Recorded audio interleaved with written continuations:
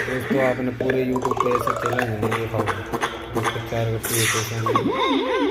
देखते हैं दोनों में से कौन जीतता है। दोनों में से देखते हैं चैलेंज कौन जीतता है दोनों में से।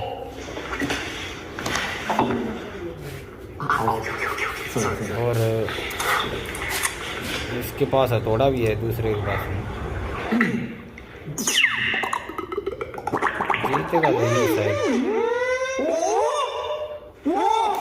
वो जीत गया दूसरा, सारे पैसे यही जीत गया।